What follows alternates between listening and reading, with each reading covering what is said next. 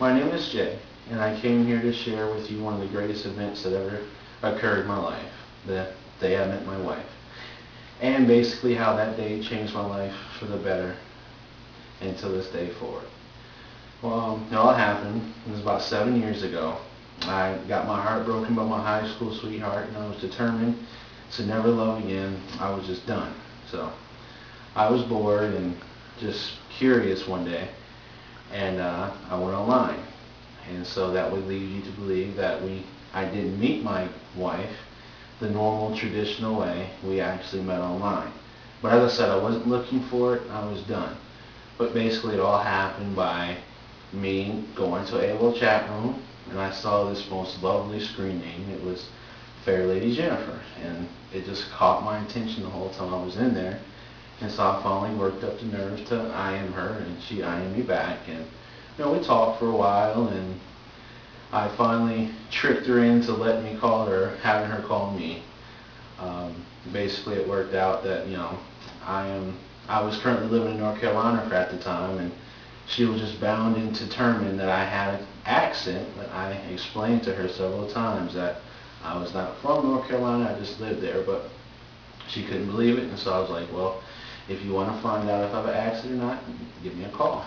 And so that worked, and she gave me a call. And there's such thing called love at first sight. Well, this was kind of love at first hearing, but I fought it and just wouldn't accept it as what it was. And we talked that first night. We talked for hours, and we got on the phone at probably 1 o'clock in the morning. Got off at 7 o'clock the next morning, only because my phone died. But that's that day I knew I fell in love, and she was the one. So the next day happened. We talked again. It was another long conversation, another 6-hour conversation, and it just because the phone died. And it just kind of paved the way for a long distance relationship. And they are very hard. I'm not sure if any of you guys experienced that, but it's hard to have a long distance relationship. Here I was living in North Carolina, and she lived all the way in Minnesota, and that's about 24 hours away from me. And here I was, 20, 21 years old. I didn't have a car. I lived with my mom, and I honestly just didn't know how we was going to get together, but I had faith, and I believed that it was going to happen. And a year and a half later, it finally happened. We met for the first time, and it was just as great as I dreamed it to be. And later on, I moved to Minnesota to be with her, and then we got married. Throughout that year and a half, it was just great joy and great sorrow. It was joy because I finally met the one God planned for me to be.